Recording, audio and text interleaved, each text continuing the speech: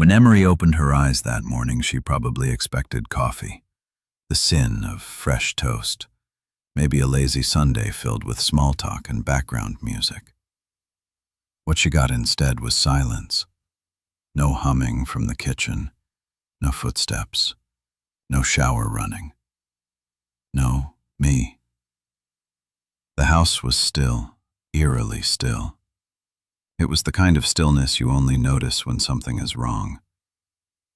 Her fingers reached out for my warmth beside her, only to find cold sheets, and on the nightstand, a white envelope with her name in my handwriting. Inside, one thing: my wedding ring. No explanation, no yelling, no drama, just the ring, and the door already shut behind me. But that's the end. Let me take you to the beginning. My name is Carson.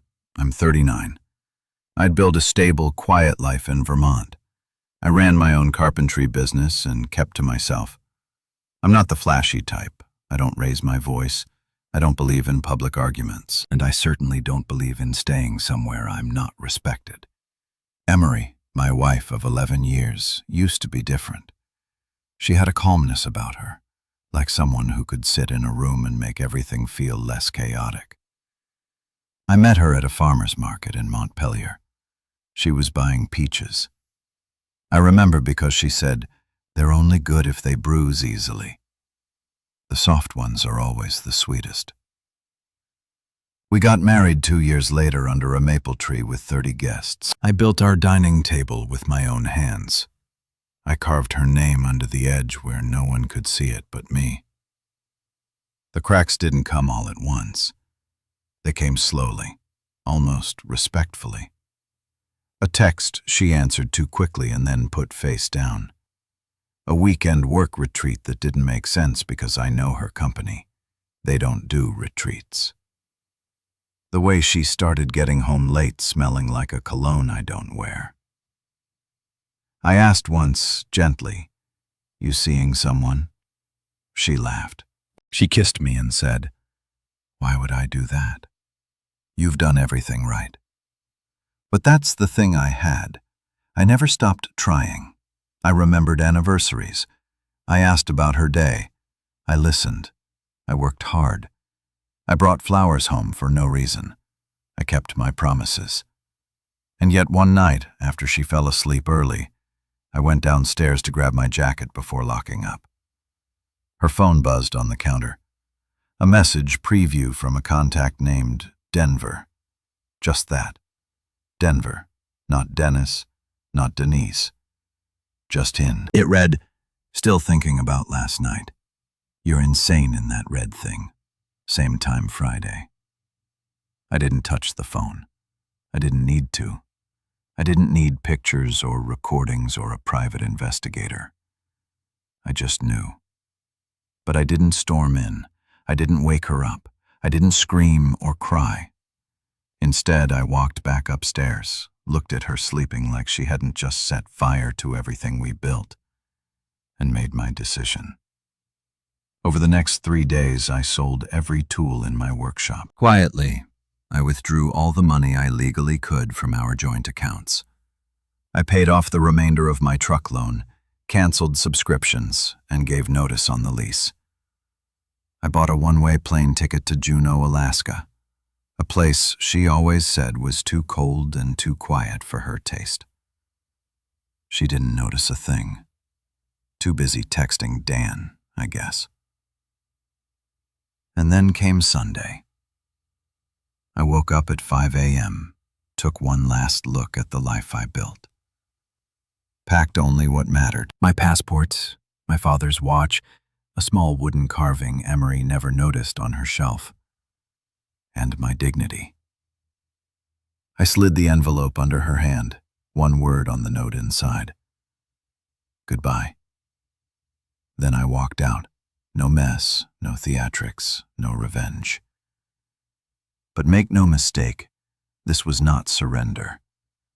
This was me walking away clean.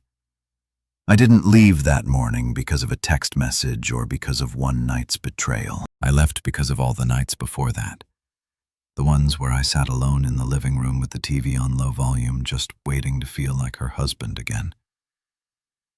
I remember one specific night, maybe 6 months before I left. I'd made dinner, nothing fancy, just grilled salmon and mashed potatoes, her favorite.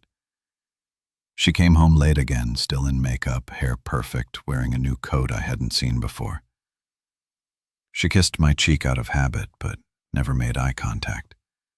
Said she had a migraine, said she'd eat later, said goodnight. That plate sat on the table for 3 hours.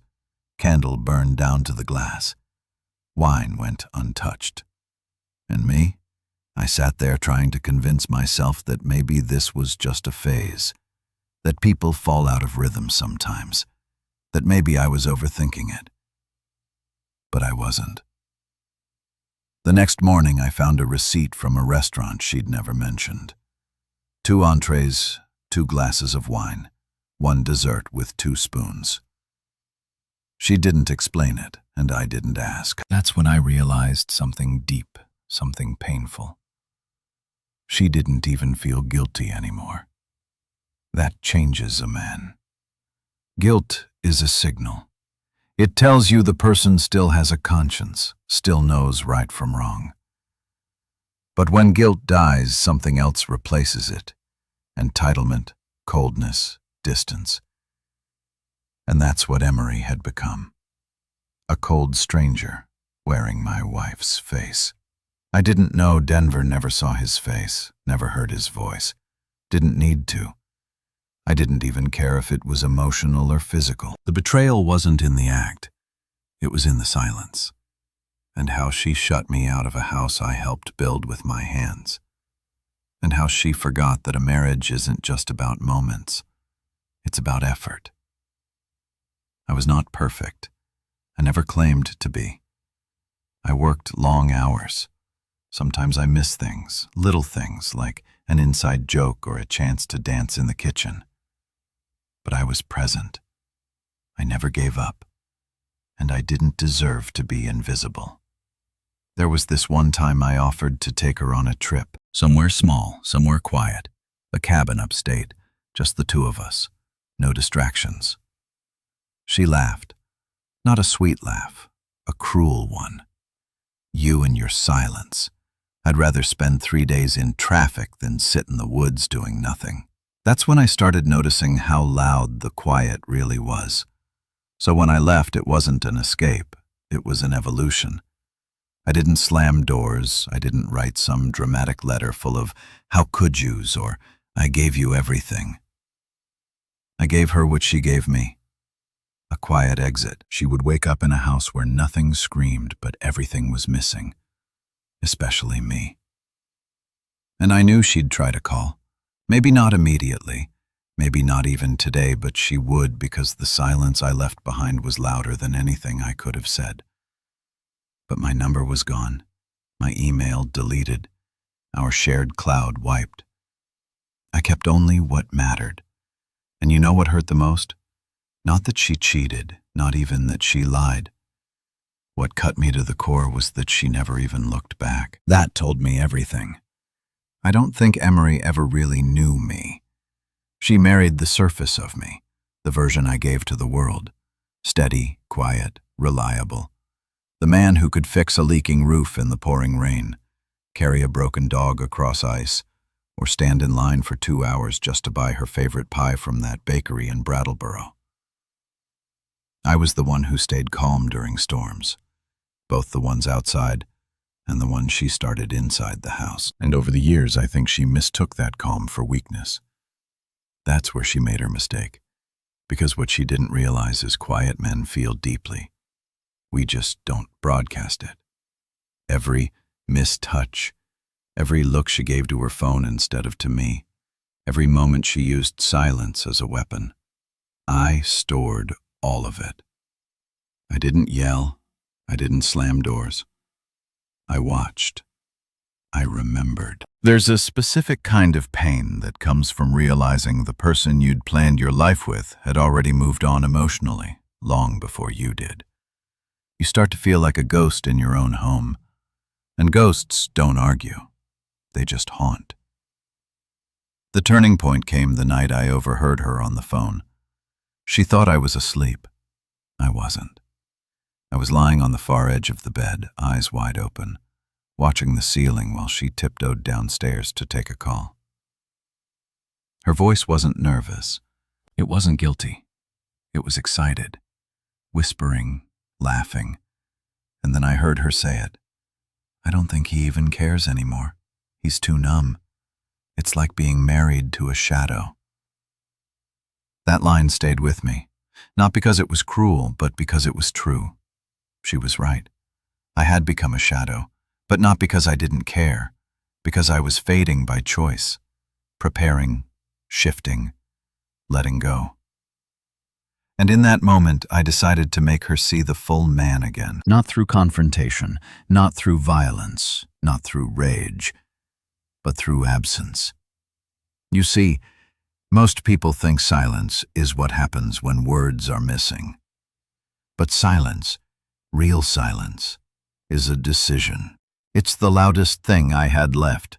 So I made a plan, not revenge, just clarity. I liquidated everything I could quietly, legally. Closed accounts, cut ties, sold equipment, changed the beneficiary on my life insurance to my niece. She's 10. She still believes in loyalty. I didn't say a word to anyone. I didn't hand it anything.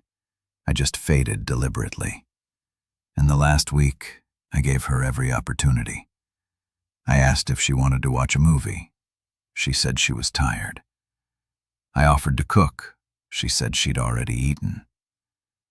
I asked how her day was. She shrugged and said, busy. So, I let her live inside her illusion until the morning it all ended. When I placed that envelope on her nightstand, I paused.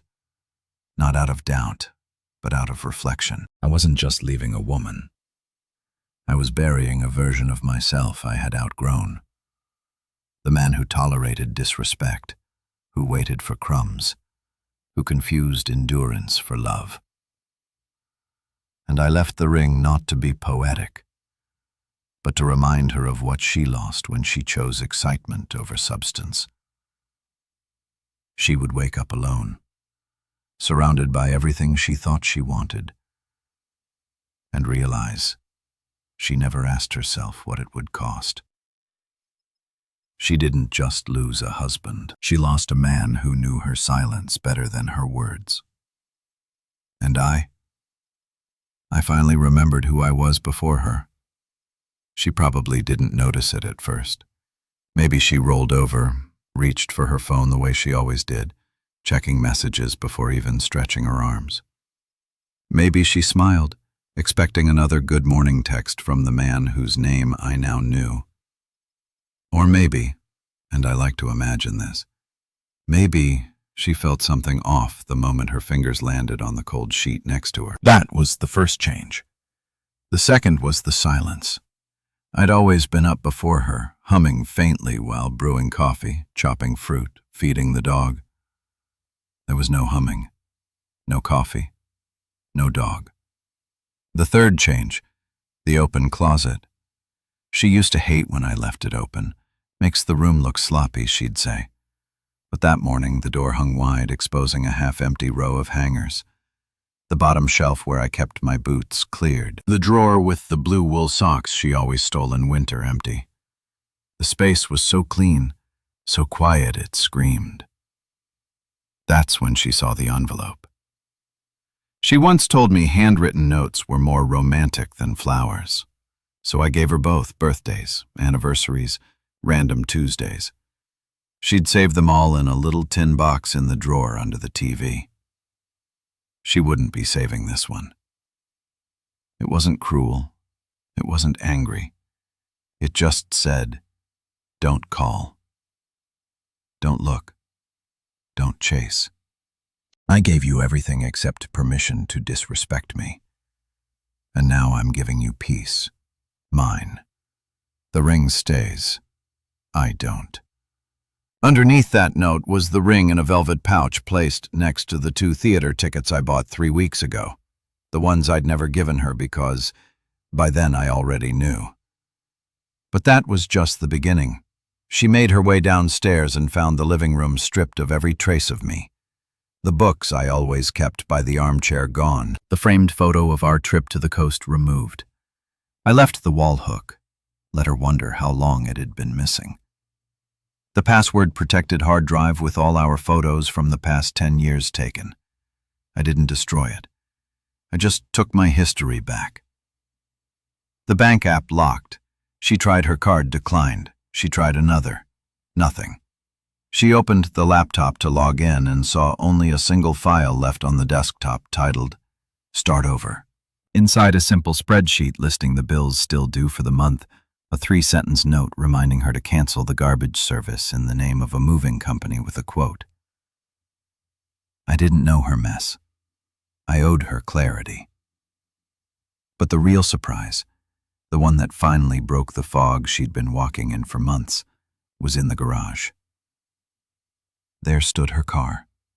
Clean, full tank, windows down slightly, like I always left them in spring. And beside it, a box, one of those sturdy storage bins with the handle locks. Inside was everything she never asked about. The receipts I'd collected, the backup phone I found in her coat, the list of restaurants she said she never visited. The second apartment lease in her name, yes, the one she thought I'd never see. I didn't confront her.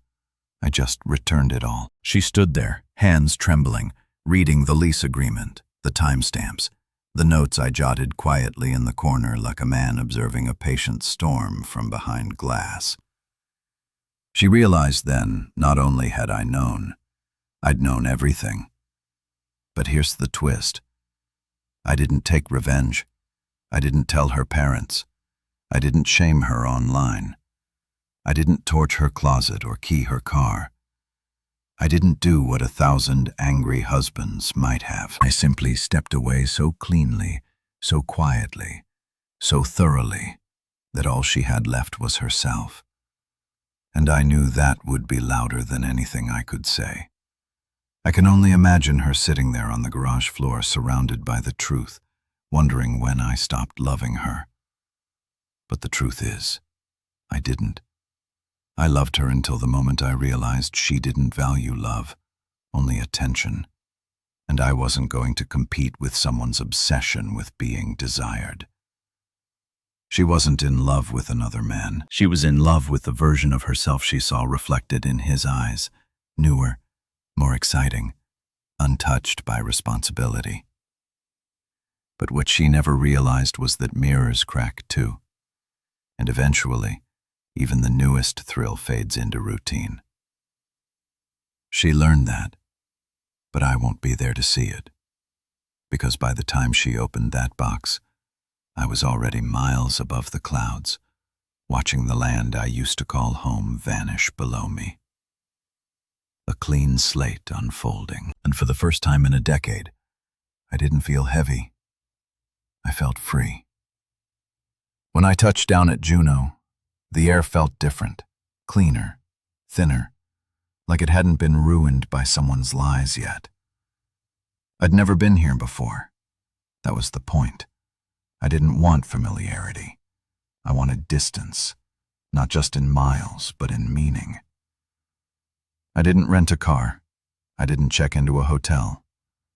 I walked slowly with just one bag and no destination. The people here looked me in the eyes when they passed. They nodded. They didn't ask questions. And that right there was a gift. I rented a cabin through a woman named Darla, mid-50s, ex-school teacher. She didn't smile much, but she had kind eyes and didn't pry when I told her I'd be paying cash month to month. She handed me the key without asking why a man with no accent, no luggage, and no wedding ring was suddenly looking for long-term lodging in the middle of nowhere. She just said, "Cabin's sturdy. It'll keep you warm. Just watch for bears near the bins." It was perfect. The cabin wasn't big, one room, small bathroom with stove in the corner. But it was honest. Nothing fake, nothing polished. The floor creaked when it should. The wind howled when the trees swayed. And when I looked out the window, there were no neighbors staring back, only trees and mountains, and the kind of silence that heals, not suffocates. I chopped wood every morning, not because I had to, there was electric heat, but because I needed to remember what it felt like to create something with my hands, something real, something that couldn't lie to me behind a screen. And for the first few weeks, that was all there was. Routine, fire, food, sleep. Until one morning, my phone bust. It was a cheap flip phone I'd bought in Anchorage, the kind you pay for with cash. I hadn't given the number to anyone, not Darla, not family, not even my old boss back home. So when it buzzed, I froze. It wasn't fear. It was something worse. Memory. I opened the message. You left everything, including me. I didn't think you had it in you. It was from a number I didn't recognize, but I knew who it was. There was no name. She didn't need to sign it. That voice, that entitlement. It was Emery. I stood there, still holding the axe in my hand, the screen glowing in the early morning light. She hadn't said, "I'm sorry." She hadn't asked how I was. She hadn't even acknowledged what she did, just that I'd left her, like she was the victim. I didn't reply. I didn't block her either. I set the phone on the windowsill and walked out into the snow with no coat just to remind myself I could still feel things without her. The cold didn't sting. Not really. It woke me up. In the days that followed, more messages came. Some were short. Where are you? Why won't you talk to me? I never wanted to hurt you. Others were longer, little guilt-laced monologues about how she had been lonely and confused about how she thought I didn't love her anymore. My favorite one was, I only did what I had to do. You were barely there. I laughed when I read that, not bitterly, not cruelly, just quietly. She still hadn't realized it. This wasn't about her cheating. This was about who she became, a version of herself that I no longer recognized. Someone who saw my stillness as apathy, who interpreted my consistency as weakness, who thought that just because I didn't yell or cry or beg, I didn't feel pain. But pain doesn't always scream. Sometimes it packs a bag and vanishes. I didn't answer her, but I didn't delete the messages either. I kept them not as proof. I didn't need proof, but as a reminder of how blind someone can be to another person's soul, even after years of sleeping beside them. A week later, I went into town for supplies, and that's when something happened I didn't expect. As I stepped out of the general store, a woman was standing by my truck. Tall, mid-40s maybe, sharp eyes, messy bun, and a plaid jacket dusted with snow. She looked at me like she already knew me, or had once. "You're Carson, right?" she asked. I didn't answer right away. She smiled and said, "Darla told me about you. Said, you seemed like someone trying to disappear." I've done that too. Her name was Reagan, divorced 5 years, moved up here after her husband left her for a coworker. She built cabins with her hands, had a dog named Thomas and a pickup with more rust than paint. She didn't flirt. She didn't pity me. She just offered me a cup of coffee. I accepted, not because I was ready. I wasn't, but because I realized something that day. Healing doesn't mean forgetting. It doesn't mean replacing one face with another. It means creating a version of yourself that can look in the mirror and say, I'm not who I was, but I'm proud of who I'm becoming. Emery thought I left because of her betrayal, but in truth, I left because I finally remembered what I deserved. And once you remember that, really remember, you never go back. I didn't hear from her for over a month after that first wave of messages. Maybe she gave up. Maybe she was waiting, watching, hoping I'd blink. Or maybe, and this is the one I believe she finally had to sit with herself, Not the version of herself she'd curated for social media. Not the woman who always had someone to text or somewhere to be, but the real her. The one I used to love. The one I buried when I walked away. Life in the North was simple, but not easy. That's what I came to understand. There's a difference. Chopping wood, cooking from scratch, checking for moosh tracks near the back of the property. None of it was complicated, but every task demanded presence, and that's what healed me. When you live in a place where one forgotten chore can mean frozen pipes or spoiled food, you stop drifting. You show up fully, or you pay for it. I started building again. At first, just shelves, a bench for the porch, then a small storage shed beside the cabin. Word got around town, and soon Reagan was dropping off scrap lumber, asking if I could help with a porch swing she was working on. We never talked about love. We never talked about hurt. We just did. Hands in sawdust, breath in the cold, respect in the silence. Then, one afternoon in early April, as the snow began to melt and the trees whispered of spring, Darla showed up at my cabin with a folded piece of paper. "This came for you," she said. "Found it tucked under the back door at the store. No stamp, no envelope." I took it. The paper smelled faintly of her emery, lavender, coconut, some expensive perfume I'd stopped noticing years ago. There was no greeting.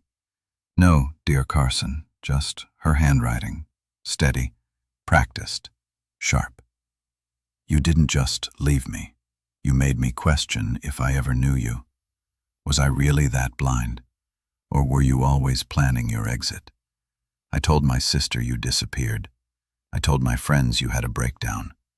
But the truth is, I'm the one breaking. I thought I had all the power. I thought men like you don't leave. I was wrong, and I hate that you made me see it. I read it twice. Then I burned it. Not out of anger, but because I wasn't going to carry her confusion anymore. I wasn't her therapist. I wasn't her mirror. And I wasn't coming back just because she realized I was gone. A few days later, something strange happened. A man pulled up in an SUV with out-of-state plates. He asked for directions to a hiking trail, but he kept glancing toward my cabin. I noticed a folder on the passenger seat with printed photos. My face was on one of them. I didn't say a word, just pointed him north and waited until the dust from his tires settled. That night, I locked the doors, not because I was scared, but because I was done being found. It turns out, when someone realizes they can't control you, they try to understand you. And when they can't understand you, they hire someone who might. I changed my phone number again, got a P.O. box in a different town, started driving to get supplies from places where no one asked where I lived. But you can't live your whole life looking over your shoulder, and I wasn't going to let her steal my peace just because she couldn't sit with her choices. So, I focused forward. One morning, while working on the frame for a greenhouse, Reagan brought me a jar of soup and sat on the edge of the porch. We didn't talk about the letter. We didn't talk about the man in the SUV. We just sat there, her eyes watching the trees, mine on the grain of the wood in my hands.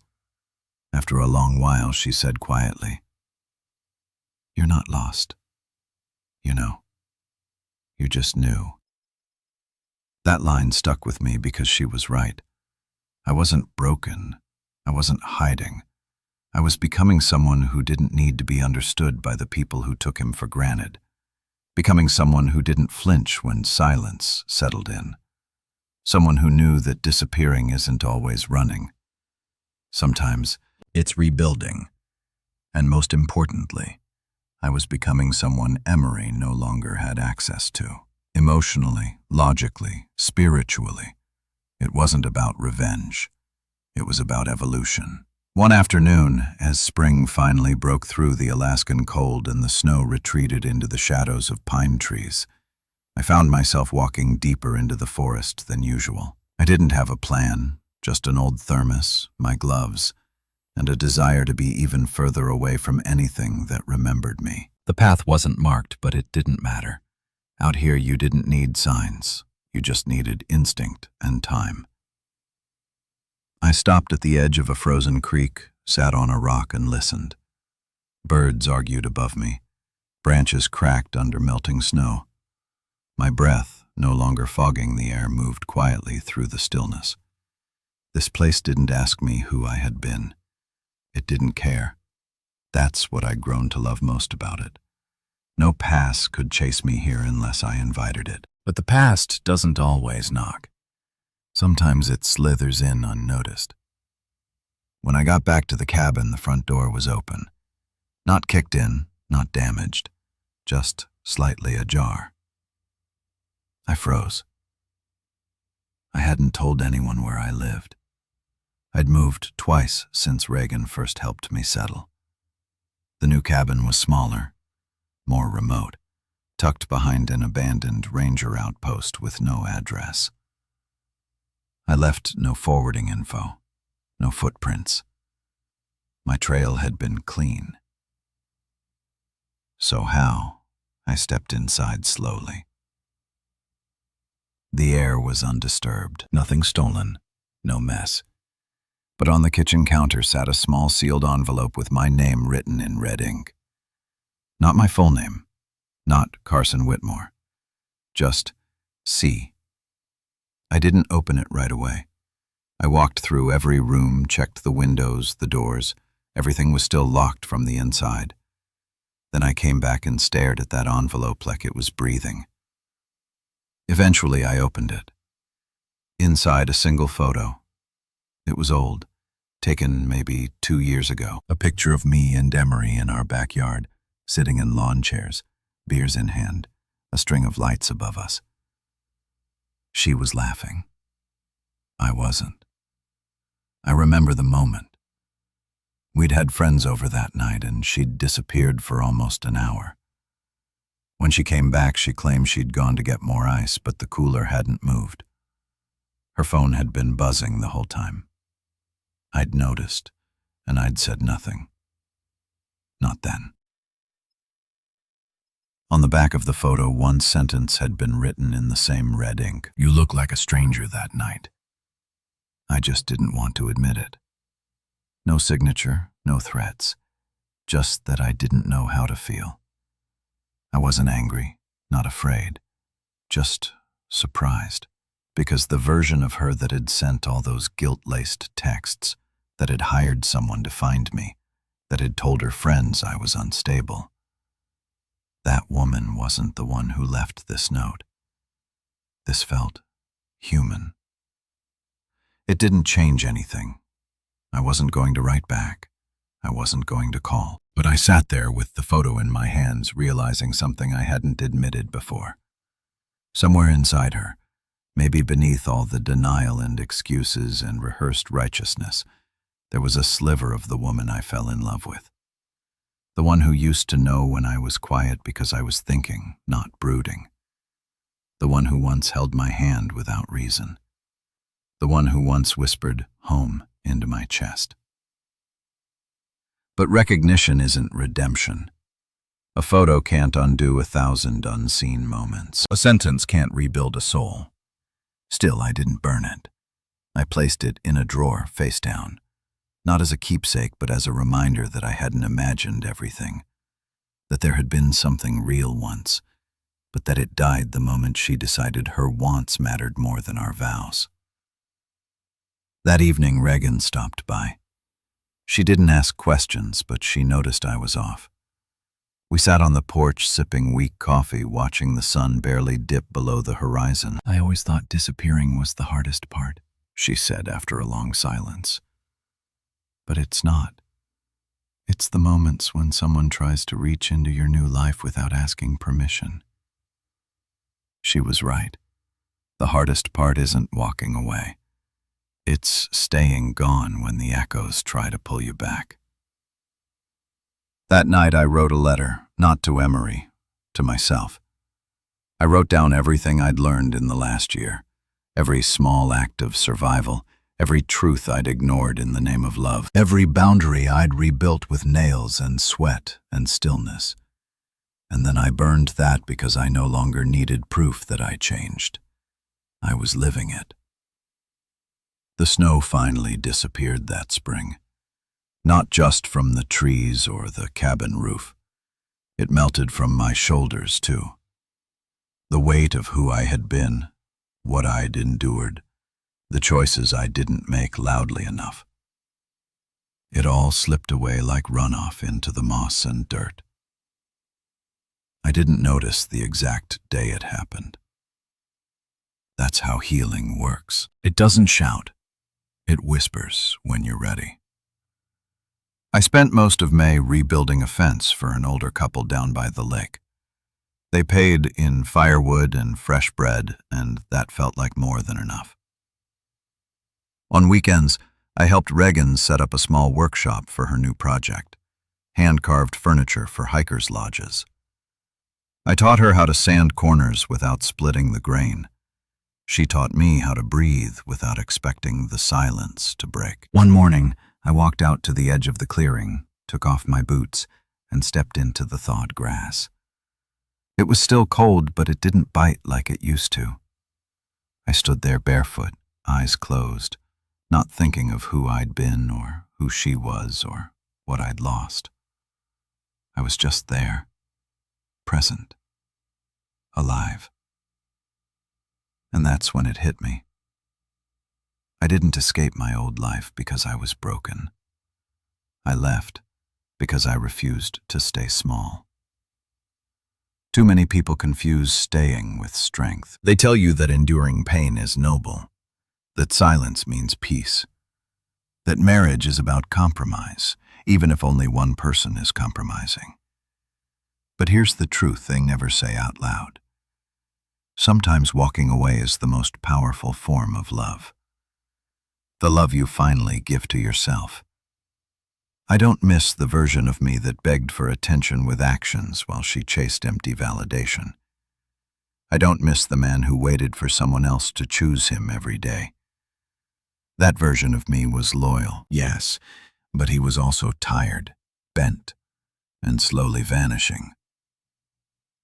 I'm not that man anymore.